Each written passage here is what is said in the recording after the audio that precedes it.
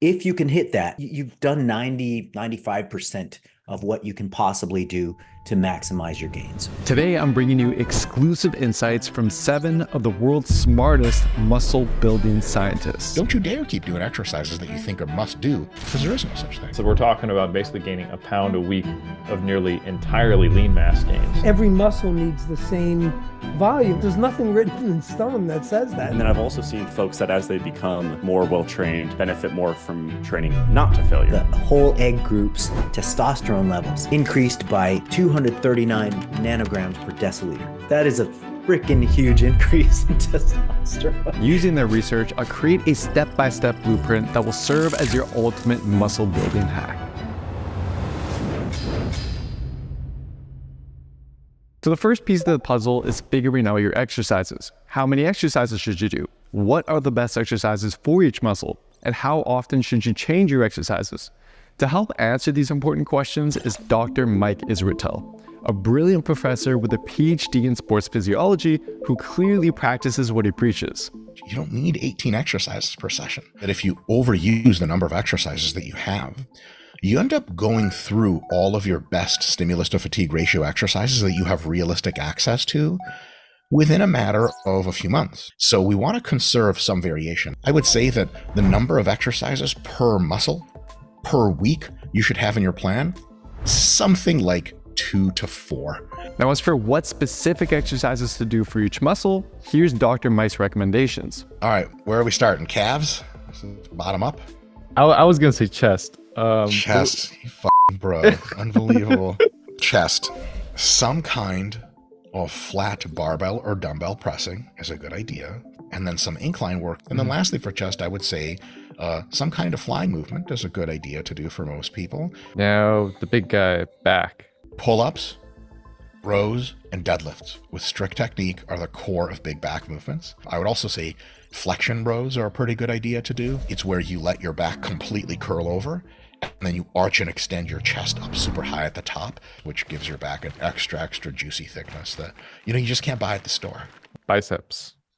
For biceps, I would say doing bicep curls from a stretched position of biceps is a good idea, whether it's cable Bayesian curls behind the back, incline dumbbell curls, something like that. For triceps, I would say there are at least 3 candidate types of movements you should consider doing. One is overhead movements because they really stretch, especially the long head of the tricep. Another one is some kind of isolation extension work. Things like cable pushdowns are a perfect exercise here. And the third thing I would suggest be some kind of compound pressing work. Shoulders.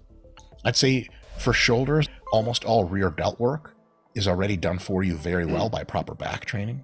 Almost all front delt work is done more than sufficiently by pressing for your chest. So I would say after that, really you just need to focus on side delts. So I really like dumbbell lateral raises, seated or standing with very good control. I like a variety of upright rows, and of course a variety of cable laterals are always really great. For legs, do you want to do just legs together or you want to do separate quads, hamstrings, glutes? Motherfucker, calves. Did you forget about calves? What the hell kind of channel are you running here? Calves comes out. Bunch Okay, of calveless followers running around. Let's get calves over with. I would say doing your calf raises with a straight leg more often than with a bent leg pre-stretches the gastrocnemius muscle, and thus also makes it grow much more impressively than with bent leg calves. You have to have a big ass stretch. The biggest stretch you can have, hold for 2 to 4 seconds, and then come up. That's going to be the key with calf training. Quads. Yeah, quads, high bar barbell squats, Smith machine squats, leg presses, hack squats, properly done leg extensions. All right, hamstrings. Some kind of hip hinges. I like stiff-legged deadlifts with a regular barbell. You can do them with dumbbells too. And then I would say some combination of lying leg curls and seated leg curls. Seated leg curls are on average a little bit more effective because they do put the hamstring into a bigger stretch position. But as is the case with variation, nothing is the best for forever. Like, what is it that for every hot girl, there's a guy that's tired of dealing with her shit. So at some point, if you really love seated leg curls, you're going to try lying leg curls and they're going to blow you out of the water just because you're not used to them. Okay. And then glutes. Lunges have to be the core, some kind of lunging, and it doesn't matter much what kind, but front foot elevated and weight focused on the front foot is a really good idea. Then I would say the next type of movement you want is some kind of hip thrust. And then lastly, I would say some kind of very deep sumo squatting is also really awesome for the glutes. So here's a master list of all the exercises Dr. Mike recommended. Now, before our next expert shows us the best workout splits to use these exercises with, we first need to answer the next question. How often should you change your exercises? It's been shown a few times in the research literature that if you change exercises every single week to a different one, you actually shortcut away some of your growth. You probably want kind of the same ones over and over and over. As for how to know when it is a good time to switch your exercises, You're getting pumped, you're getting sore, you're getting annihilated, and you're progressing in load and reps, and your joints feel quite good, and the exercise isn't pissing you off a ton, there is no compelling reason to change that exercise. But if your exercise is hurting your joints, it's pissing you off, etc., and there are other good candidates around, don't you dare keep doing exercises that you think are must do. You go to your little lists that we just made of all the best exercises, and you go, which one do I want to use? I'll try that one. You put them in, replace them, and then the whole thing keeps spinning. so you've got your exercises. The next piece of the puzzle is volume and frequency. How many sets you do, how many days a week you work out, and the workout split you use are all crucial components of your training. This is where our next expert comes in, Dr. Brad Schoenfeld. Brad runs a research lab dedicated to studying how to optimize muscle growth. He'll start by sharing how many sets we should do.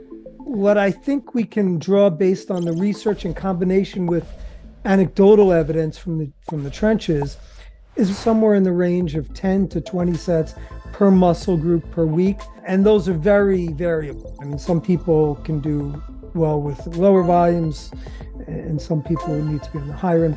Brad then explained how higher volumes could be strategically used to grow stubborn muscle groups. There may be a benefit to specialization cycles. Let's say your chest might be somewhat needy, you might do 20 sets for that, but other muscle groups may be only getting 5 sets if they're more well developed. And that way you can think on an individual level. And research is never going to tell you that. Now, as for beginners who haven't grown much overall muscle in the first place, If you're a ranked beginner, I think all of this goes out the window. Like, to me, you should not be focusing on volume for hypertrophy. First several months should just be focused on learning your movement patterns and very basic type routines. so we know roughly how much volume we should be doing, but how often should we train each muscle to maximize growth? Contrary to what I had thought, data doesn't seem to show that training a muscle more than once a week has better growth effects, with the caveat that it's generally in studies that are fairly modest volumes.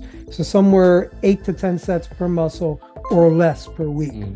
When you start getting over that amount, there does seem to be a modest benefit. So let's say you're going to do 16 sets of your chest on Monday because Monday's National Chest Day.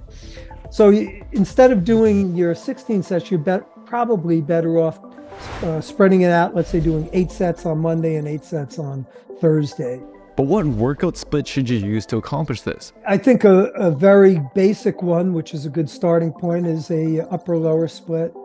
That again can be customized, where you could do upper-lower and then maybe you throw in a total body workout on one day if you want to get more volume in. So here's what Brad's upper-lower split could look like using the exercises Dr. Mike recommended. I'll give you guys a link to download this routine at the end of the video. But how heavy should you lift and what rep range should you use? This is where our next expert comes in, Daniel Plotkin. Daniel is actually a former student of Brad Schoenfeld and a brilliant researcher for us over at Built with Science. Here's what he had to say. So interestingly, a wide variety of rep ranges can get you similar amounts of hypertrophy, but practically speaking, if you go too heavy, then you'll likely need to do more sets, and it might come with a little bit more joint wear and tear. And on the other side of the spectrum, if you go too light, then it's harder to gauge proximity to failure and probably harder to take sets to or close to failure, particularly on compound movements. So the sweet spot is likely going to be, for most exercises and most people, between 5 and 15 reps, which is usually a moderate load. However, if you're following a proper diet, you should be able to get stronger week after week. And to keep your muscles growing, you need to continue challenging them. But what's the most effective approach to do that? Add in a bit more weight compared to your last workout? Or, on the other hand, trying to do more reps? Luckily for us, Daniel was the lead author on a recent study that looked at just that. We ran a study to try to see whether increasing in reps or increasing in load was better for hypertrophy. So we tested their strength, and we had one group only progress in load, while the other group only progressed in reps. and the reps group started at an average of about 10 reps per set and ended the study at about 15 to 20 reps per set, depending on the exercise. And we found that there were pretty much no differences between groups in terms of how much hypertrophy they gained. So to actually apply Daniel's research, stick to a rep range of around 8 to 12 reps on most of your exercises. Then, during each set, apply a technique called double progression. This is where you focus on increasing your reps before adding more weight. For example, if you can do 8 reps with a certain amount of weight, aim to do more reps with that same weight the following week. Only once you can comfortably do 12 reps should you then consider adding a small amount of weight and continuing the process. So you now have a way of forcing your muscles to grow every workout. But how hard should you train? Some people believe that you should take every single set to all-out failure, the point where your muscles can no longer lift the weight. Whereas others believe the style of training is just too much for your muscles to recover from. Who's right? This is where our next expert comes in, Josh. Josh and his colleague Zach from Data Driven Strength recently ran a massive analysis to determine if you actually experience more growth the closer to failure you train. They found that on average, if you stop your sets about 5 reps short of failure, you'd achieve about 75% of max gains. From that point, for every rep you get closer to complete failure, you get about 5% more relative growth. However, Josh cautioned that although training to failure may lead to more growth when you look at just one set in isolation, it also creates more fatigue. So if you start training to failure during all your workouts and end up not being able to recover from it, it may not actually lead to more growth. You have to train hard. There's really no way of getting around that. But then you can get into the weeds a little bit and say, I'm going to do, maybe more sets and training a little bit further from failure. Am I going to do less sets and train all the way to failure? Or am I going to do both, right? What can I recover from? What do I seem to benefit from? And where do I kind of get those indications that progress is moving in the right direction? But here's what Josh recommends to start out with. If you're a beginner, it's your first few weeks of training, and probably what's going to matter more is good, safe technique. But then, hey, as you become, more comfortable with that exercise, train 2 to 3 reps in reserve for all your sets, except for the last set. Just take it all the way to failure. And if you get 10 more reps than the previous sets, okay, now I know that for the next time I do that exercise. And okay, maybe if you're doing, back squat, you don't necessarily want to go all the way to failure, but make dang sure that you're pushing your limits. And one final note I'd like to make is that their analysis used an average volume of 10 direct sets per muscle per week. So it's relatively unclear as to how exactly the benefit of training to failure changes for higher volume routines. But Josh does have an exciting analysis in the works. On this flash drive right here, I have about 400 ultrasound scans I need to analyze at some point. We compared basically a higher volume condition with 3 reps in reserve, and then the other arm of each individual looked at lower set volumes all the way to momentary failure. I'm excited about these projects, not necessarily because they're going to save the world independently, but maybe can give some insight into, like, we have this range of motion research, we have the frequency research, we have the volume research. How the hell to put it all together? Because it is tricky. I'm honestly really excited to see the results from Josh, and I'm curious, what do you guys think will come out on top and why? Higher volume but training further away from failure, or lower volume and training all the way to failure? Comment your answer below and I'll keep you guys updated with the result. So far, we have an excellent foundation that's going to drive the vast majority of your results. But for the icing on the cake, there is one new growth hack that's been consistently shown to provide between 5 to 15% faster growth. Here to explain this is the world's most knowledgeable expert within this field of research, Dr. Milo Wolf. We now have around 5 studies looking at partial range of motion at longer muscle lengths, or lengthened partials, versus full range of motion. We call it a lengthened partial because you're training in the lengthened part of the range of motion and you're doing a partial range of motion, about half the full rep. Across these 5 studies, 4 have found more muscle growth when using lengthened partials versus full range of motion, and 1 has found no difference. Now, as for the best way to start applying this research to your training, here's what Milo recommends. So I think the single best way to do it would be, instead of doing a full range of motion on a given exercise, try using about 50% or about half reps in that lengthened position. That's typically what we've studied in the research. There are other ways, like for example, doing a full range of motion set, but extending it by doing partials at the end of the set when you can't get another full rep, and then the set done. As for what exercises to apply this to, avoid using this on exercises where it's unsafe to go to failure. Your best options are instead lateral raises, bicep curls, tricep pushdowns, most back exercises, and chest flies. But as for how often to use this technique, here's what Milo recommends. That's a good question. The honest answer is we don't fully know. The evidence simply hasn't looked at whole programs. Personally, in my own training, I use exclusively lengthened partials. And I think if someone wanted to optimize their growth and came to me and was like, I just want the most muscle growth, I care about nothing else, I don't have any strength goals or anything, I would say use at least 50% of your training with lengthened partials. So basically, take a look at your routine and see what exercises this technique could work well with. Perform about 50% of those sets with either lengthened partials instead of full range of motion reps, or with lengthened partials done after your normal set. But what about beginners? Should they use this technique as well? I think people who've never lifted weights before, to provide them with a frame of reference for what a partial should actually look like, teaching them a full range of motion first is good. But I think after a few weeks of them knowing how to do a full range of motion, they're essentially good to go as far as lengthened partials go. And in fact, as much as scientists don't like to say it, most of these studies are done in relatively untrained populations. So that is where it's most likely to have a big effect. We've covered a lot so far, and honestly, I was considering just stopping the research right here and ending the video, but I couldn't do that to you guys. As important as your training is, your nutrition is actually what's going to deliver most of your results. So I called out 2 more experts to now focus on diet.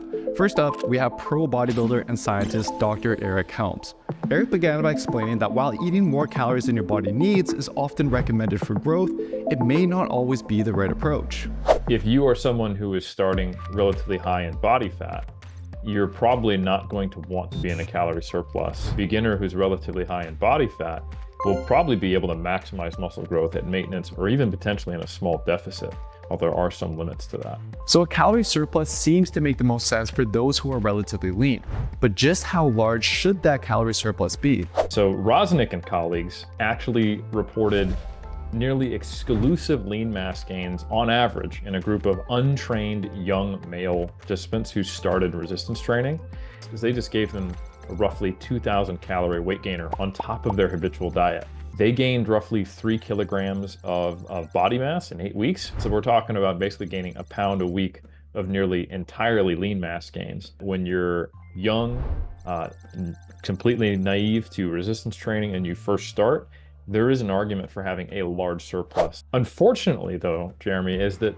it seems like after that, first maybe 1 or 2 big bulks that you have, you can't really go back to the well, because we've seen in multiple other studies on well-trained individuals that larger surpluses predominantly result in larger gains in fat mass. And most recently, our group here, we just published at the end of 2023, and unfortunately, we found roughly the same thing. Now, as for what this looks like in terms of how fast you should be gaining weight every month, here's what Eric recommends. I think basically you want to scale your rate of weight gain to your experience level. So if you're a rank novice, I think gaining 2% of your body weight per month, which would roughly track with that 300 to 500 calorie surplus, is a good idea. And then if you're, say, an intermediate, probably something closer to 1% of your body weight per month is a decent target. That's probably going to be between a 200 to 300 calorie surplus. And then if you are advanced, we're probably talking a 100 to 200 calorie surplus at most, and gaining like 0.5 to 1% of their body weight per month. Now, to help you guys figure out exactly how many calories you need, I've implemented all of this research with Eric's recommendations into a simple calculator you can use over at builtwithscience.com/calculator, which I'll also link below. But what's just as important as your calorie intake is your protein intake. This is where our final expert comes in, Alan Aragar. Alan is one of the world's top nutrition researchers with over 30 years of success in the field. He'll first explain how much protein we really need, and then he'll provide a list of the best protein sources to maximize growth. You have total daily protein intake, 1.6 to 2.2 grams per kilogram of body weight, or 0.7 to 1.0 grams per pound. If you can hit that by the end of the day, you've done 95% of what you can possibly do to maximize your gains. But we do have a study by Yasuda and colleagues who compared a low amount of protein at one of the meals, a moderate amount, and then a large amount of protein at the meals versus an even distribution of protein And so what they saw was the evenly distributed group had more muscle size and strength gains than the skewed distribution group. If we want to optimize muscle growth, of first importance, get total daily protein straight. That's the cake. Now the icing on the cake, spread it out relatively evenly over, I would say, a minimum of 3 protein doses over the course of the day. Now, as for the best protein sources to hit your daily target, Get a mix of protein sources in the diet through the day or through the week. So you have your flesh foods, you have beef, fish, poultry, and then you've got dairy, Greek yogurt to milk itself, to whey protein. Then you've got the legume-based proteins or bean-based proteins for the plant-based side. It's also worth mentioning, Jeremy, that cholesterol, dietary cholesterol, is a really potent precursor to testosterone production. This was a study, semi-recent study that Bagheri and colleagues did, where they tested 3 whole eggs post-exercise with the protein equivalent, roughly 6 egg whites post-exercise. And they ran the experiment, I believe it was for 12 weeks. And they found that the whole eggs group had superior changes in body composition. But the interesting part about this study is that the whole egg group's testosterone levels increased by 239 nanograms per deciliter. And so that is a freaking huge increase in testosterone just from eating 3 whole eggs. Unfortunately, they didn't report the baseline testosterone levels. So we don't know whether that was like people going from lowish to kind of moderate, or whether it was going from moderate to Mike O'Hearn level. So yeah. there is a good handful of literature showing 3 eggs a day essentially doesn't do anything concerning. I love eggs. They're one of the greatest protein sources in nature. Yeah. My blood lipids are fine, and I enjoy the testosterone support. I was just gonna say that. Guys, I've made over 260 science-based videos, but this one is by far the one I poured the most effort into. And I did that not just because I'm a nerd who loves research, but because I want to bring you guys trustworthy, science-backed fitness information that I honestly wish I had during my early years of training. So if you found it useful, please let me know in the comments below and share the video with anyone you think it might benefit, or at least take a screenshot of the main points for them. And of course, massive shout out to all the experts who made this video possible. I've looked up to many of them for years, so being able to speak one-on-one with them and share their knowledge with you guys is just an incredible honor. Highly recommend giving them a follow, and I'll put links to all their social media down below. And I'll also leave a link to where you can download the full 4-day upper-lower workout routine that we created earlier on in this video. Highly recommend giving this video a watch next, where I again talk to a group of scientists, but this time about the best way to lose that stubborn belly fat. And if you're someone who needs more guidance and just wants a step-by-step plan that takes care of all the guesswork for you, you can take our quiz over at builtwithscience.com to find the best program for you. Thank you so much for watching, and I'll see you next time.